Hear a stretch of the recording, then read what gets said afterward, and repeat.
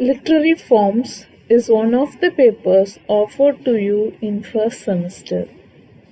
Here you will be learning various genres and literary forms and literary terms. It has 5 units. Unit 1 is poetry, Unit 2 essay, Unit 3 drama and its basic techniques, Unit 4 fiction, short story and techniques, and Unit 5 practical criticism. And in this Unit 1 poetry, you have these different types of poetry like lyric, ballad, epic, ode, sonnet, elegy, an idyll, satire, and dramatic monologue. Before getting into literary forms, you must know what is literature. Literature is one of the fine arts like music and painting. And generally, literature refers to a body of writing, and it specially refers to the writing that are considered to be a form. And this creative writing or this writing with some artistic quality includes specially that are in a particular form. So literature includes the writings which are in particular form like poetry, prose, drama and fiction. These are the major genres or forms of literature. Remember, the major genres or forms of literature are poetry, prose, drama and fiction.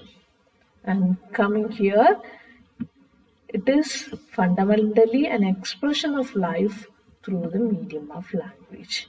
So literature reflects life through language, through the combination of words. In literature, form is of great importance. So, what differentiates the other form of writing, like scientific writing or factual writing, from literature is it is the form. It is written in a particular form. The writer is provoked by an urge of self expression. Literature reflects an interest in the world of reality as well as the imagination and our love of form and order. And these are the things I took out from your book. And here is a definition for literature. Matthew Arnold defines literature as a criticism of life. And there are some essential elements of a good literature. A good literature should possess intellectual element. That is, it should make the readers think. It should have emotional element. It should appeal to the feeling of the reader. The element of imagination and fancy. It should provide them some creativity and some fancy. Fancy is nothing but the combination of images and the element of composition and style. And the element of composition and style is very important for literary form because a combination or a style is something peculiar for each and every writer. A composition or the style is the choice of language and the figurative choice of words and the figurative language and the rhyme, the sound components used by that particular poet. The literary production can be classified into 5 categories, and a good literature may be produced out of some personal experience. Like a writer may give out a poem from his own experience. He may wrote about his childhood, and literature may be produced produced dealing with the common questions of life, death, and God. Sometimes there are poems on God, there are poems on death. And for example, Donne's poem Death Be Not Proud is on death, and most of Dickinson's poem is on death. And sometimes literature may deal with the social order and its activities. Even literature creates revolutions in the world. It may deal with the upper class and the lower class. The social activities of the world may get reflected in the literary work. And literature may also deals with nature and man's relationship with nature, how nature influences man. And sorry, sometimes literature deals with literature alone. It is like art for art's sake. Literature is an art and it is created for its own sake. So these five things are classified as the five categories the five categories of literary production.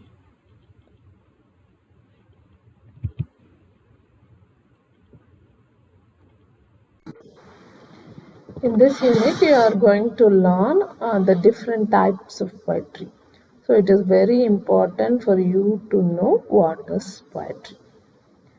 And to define it simply, poetry is a type of literature based on the interplay of words and rhythm. So rhythm is something like the sound component. So poetry is something that deals with the interplay of words and rhythm. So poetry is something that poetry is something that expresses the feelings and the idea of the poet in a distinct style and rhythm. So poetry is a type of literature that deals with the interplay of words and rhythm. And here it says that poetry is that kind of literature in which imagination, emotion, and fancy predominate. So the things that play an important role in poetry are imagination, emotion, and fancy. It may be generally in verse form. It may be in verse form. So what differentiate poetry from prose is poetry is in verse form. Meter, rhythm, rhyme, and measure are the attributes of poetry, though all of them need not to be present in every poem. So meter is the lines of the poem are the rhythmic structure of a poem which gives the poem that particular rhyme, that unique rhyme. So these things are the important quality of poetry. What are they? Meter, rhythm, rhyme, and measure. But it is not compulsory for a poem to have all these four things. And Dr. Johnson, the famous English writer who composed dictionary, defines poetry as a metrical composition and points out the four elements of poetry. He said pleasure, truth, imagination, and reason are the four essential components or the elements of poetry. And coming here, Shelley defines it as the expression of imagination. He defines poetry as the expression of imagination. And you can classify poetry into two varieties, that is subjective and objective poetry. The subjective poetry can also be called as personal poetry. And this type of poetry deals with the poet's own experience, or the poet expresses himself in that poem. The poetry of self delineation and self expression. Subjective poetry is a poetry of self delineation and self expression. The poet's own feelings, thoughts are given expression in lyrical manner. In subjective poetry, the poet's thoughts and feelings are expressed.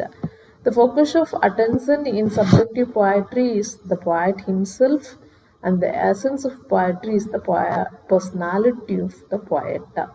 So, the focus of the subjective poetry is on the poet, and that kind of poem will express the poet's personality, that will bring out the poet's personality. An example for this subjective poetry is Wordsworth Solitary Reaper. Wordsworth poem, The Solitary Reaper. In that particular poem, Wordsworth expresses what expresses Wordsworth expresses his feelings on a reaper who is reaping the field as well as singing a song.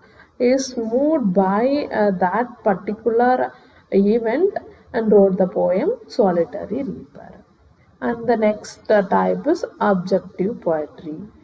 In objective poetry, the poet stand outside. He never get attached with the object of his poem. The poetry that expresses the world outside the poet. He will never give his own feeling or opinion in this type of poetry. This is older than subjective poetry. So objective poetry is much older than subjective poetry. The poet goes out of himself and mingles with the action and passion of the world and expresses what he observes there. So the poet will never get mingled with the object or the situation. He will present things as he observes or hears. Here, the poet will stand like an observer or stand outside outside the situation what he describes. The communal ballad, epic, and drama, they are earliest form of objective poetry. So these are the example for objective poetry. Subjective poetry and objective poetry are the major classification of poetry, or the two major classification of poetry. So here comes the first type of poem, lyric. The lyric. A lyric is defined as a poem that expresses a single emotion. A lyric is generally short and accompanied by the lyre, a string instrument. So lyric is a poem that is very short, very brief by nature, and it is something accompanied by the music instrument, something accompanied always with music, and that word itself from the name itself from the word lyre. Lyre is a string instrument. You can see this in the previous slide. Here is a man with a music instrument. And the most delightful and pleasing form of poetry. It is generally it is subjective. It deals with the personal experience of the poem. So lyric is a short poem accompanied by music, and it is subjective. It is subjective by nature. And the quality of emotion is very important in lyric. So yeah, emotion plays an important role in this type of poetry, lyric. And the types of lyric: love lyric, lyric of patriotism, the lyric of religious emotion, and the lyric of joy. In lyric, the leaders may find in them the expression of experience which he is able to share with the poet. The readers may feel the same experience like what the poet expresses. The poet may evoke the same feeling of the readers as he felt. While reading a lyric, the readers may have such experiences. Lyric becomes a mirror to the poet's personality. As we have seen in the previous slide, subjective poems will always bring out, or the essence of subjective poem is the poet's personality. So lyric will mirrors, it will reflects the poet's personality. His thoughts, feelings, and emotions constitute the subject matter of his poetry. So, on the poet's thoughts, feelings, and emotions will be the part of, or will be the subject matter of his poetry. This can be experienced in Keats and Shelley's poems. The typical romantic poets, Keats and Shelley, they have given out their thoughts, feelings, and emotions in their poems Ode to Nightingale and Ode to Skylark. Even the title has no indications. These title may refers to birds. Nightingale is a bird and Skylark is a bird. But these poets, Keats and Shelley, they were not bird watchers, and these poems were not on birds. There is nothing to say about birds in this poem. And this poem, for example, Shelley's Skylark is on happiness rather on the bird Skylark. So it is the poet's feelings and emotions evoked by the song of the bird Skylark. So this can be example for lyric. So you should not confuse lyric with the other type ode. So lyric is a broad category which encompasses the other subjective poetry like ode, ballad, and sometimes other poems also, other types of poems like ode, sonnet may come under this lyrical category. A lyric is a self-contained and everything in it is related to the central idea or emotion.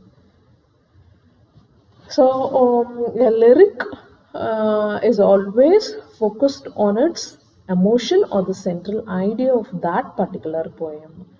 No place for description or elaboration. A lyric is a short poem or a single emotion is expressed in a lyric. So, in the lyric, a poet won't describe things elaborately. That is, he won't give a detailed description on a particular thing. He'll present things as simply as possible. It is difficult to identify the I in a lyric poem.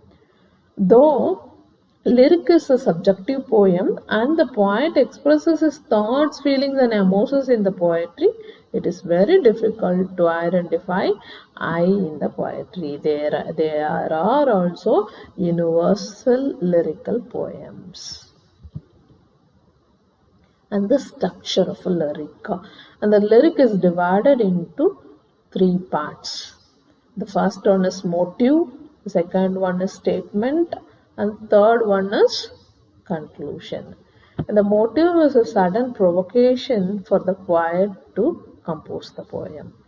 Motive is something like when the poet hears the song of the skylark, that is the motive. The song of the bird inspires him and makes him to compose the poem. That part is motive.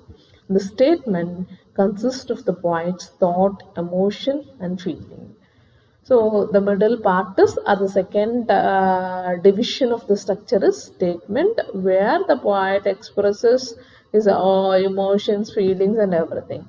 And the last one is conclusion, when the emotion subsides. It is the reflection or the resolution. For example, in Keats' poem Ode to a Grecian Urn, last part of the poem, the poet defines what beauty is. There he comes the resolution of his thought. So the likewise, a lyric is in structure. A lyric is divided into three parts: motive, statement, and conclusion. Here are some examples for lyric. The following comes under lyric: Wordsworth, Tinton Abbey; Milton's Honest Blindness; poem of Donne and Marvell, The Metaphysical Poets; the dramatic monologues of Robert Browning and Tennyson.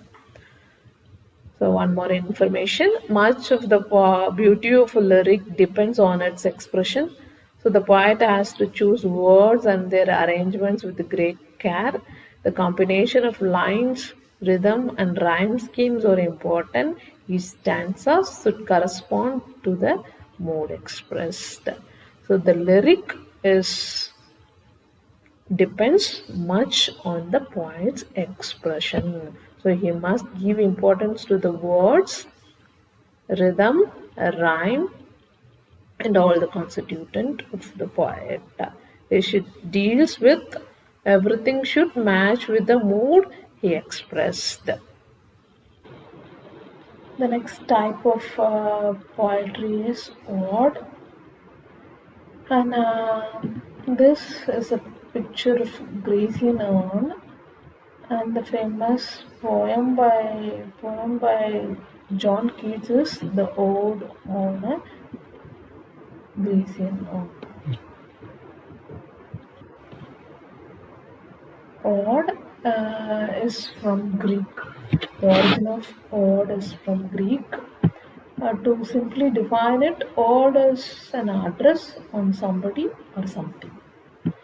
It can also defined as rhymed lyric, often in the form of an address, generally defined or exalted in subject, feeling, and style. It is of dignified. It is somewhat in elaborate and high styled subject, feeling, and style. Sometimes the opening lines may contain an apostrophe, as in the case of Shelley's Ode to the West Wind or Tennyson's To Devil. So, it may also written on an important public event or the death of a distinguished person. Example of these type of ode are marvels upon Cromwell's return from Ireland.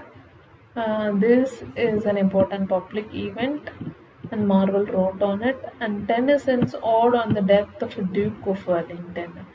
So, ode may also written on public event and a death of a famous person. So there are two famous forms of Greek odes, two traditions of odes in Greek. The one is called the Dorian ode. It is also known as Pindaric ode. The second one is Lesbian ode or Horatian ode.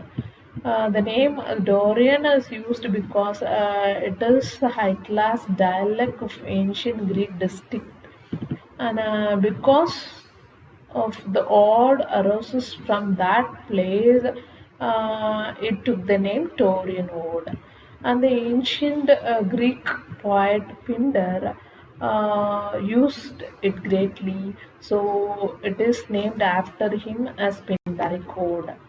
And this Pindaric Ode consists of three parts in it, that is strophe, antistrophe, and apode. The example of this type of Pindaric Ode is Thomas Gray's The Brad and the Brad and the Progress of Poesy. And coming to lesbian ode, it is flourished in the island of Lesbos, and the Latin poet Horace practiced it, so it is named after him. The lesbian ode is also known as Horatian ode because it is practiced by the Latin poet Horace. The Horatian ode consists of a number of short stanzas similar in length and arrangement. So, Horatian ode consists of a number of stanzas which are similar in length. Andrew Marvell's Ode upon Cromwell's written from Ireland is an example for Horatian ode. And in the early stage, English ode was influenced by these two Greek models. Later, English ode began to pursue a course of its own. That is, its English ode started making its own structure and form. There are two types of odes in English. One is regular ode, and the other one is irregular ode.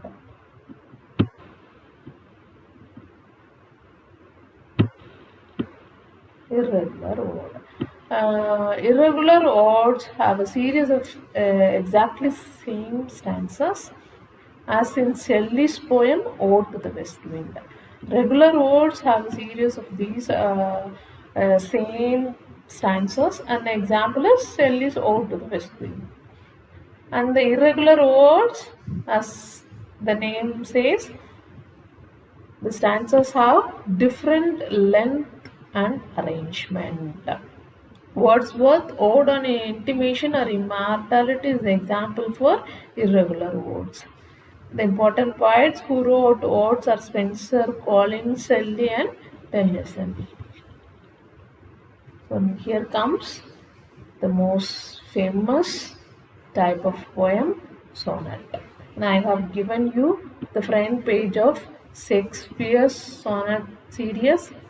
It is named Songs and Sonnet by William Shakespeare. And a sonnet is a poem of 14 lines. Sonnet is a lyric in a 14 lines in iambic pentameter governed by certain prescribed rules in general and in the arrangement of rhymes. So in this 14 lines there is some rules to arrange the rhyme schemes. So pentameter, penta means 5. Pentameter is a 5 feet is a verse line with 5 feet, 5 rhyming feet.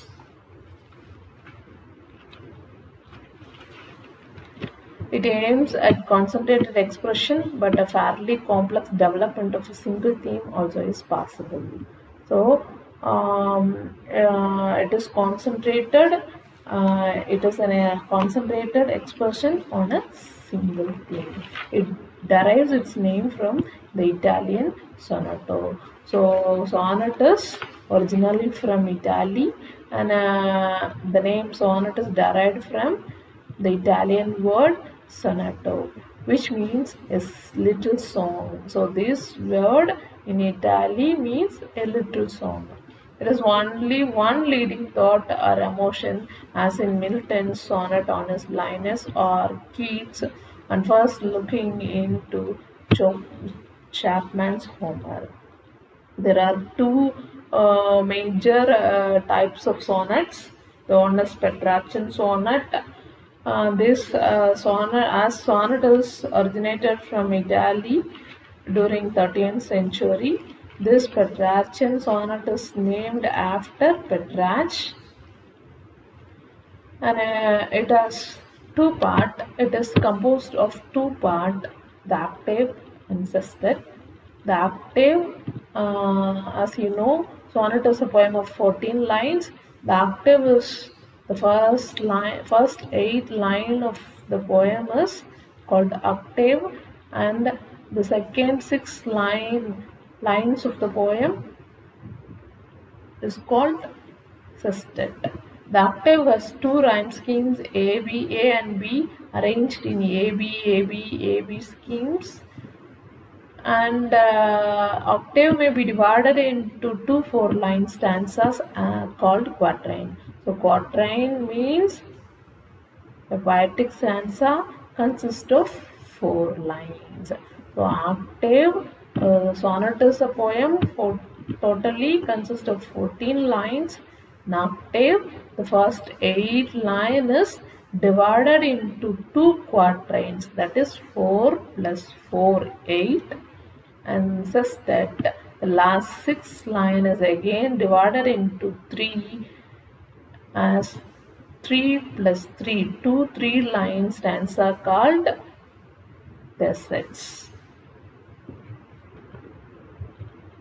Here is an example for Petrarchian sonnet, sonnet form or sonnet structure. You can call it rhyme schemes. A B B A A B B A 4 plus 4 2 4-line stanza.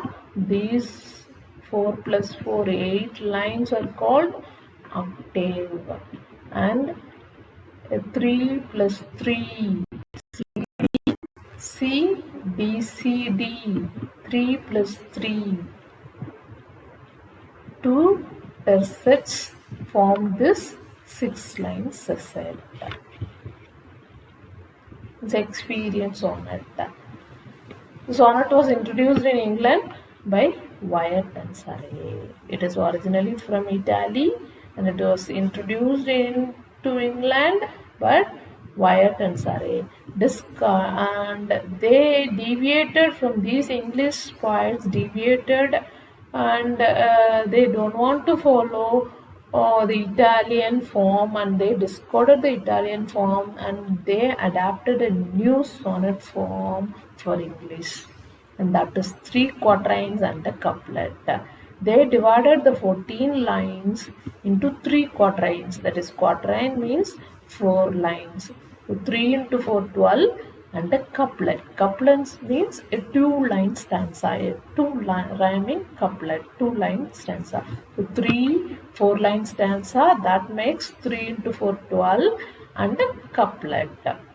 And this form is later used by Shakespeare and got marvelous success. And it came to be known as Shakespearean sonnet. The poet like Spenser, Wordsworth, Keats followed this Shakespearean pattern. The common theme of sonnet is love, and the sonnet writers are Shakespeare, Milton, Keats. Their sonnets are best example for this Shakespearean sonnet form. Shakespeare wrote a series of sonnet, and Milton's Honest Blindness is the best example, and Keats' sonnet on looking into Chapman's Homer is the best example for Shakespearean sonnet type. And here is an example for Shakespearean sonnet rhyme scheme.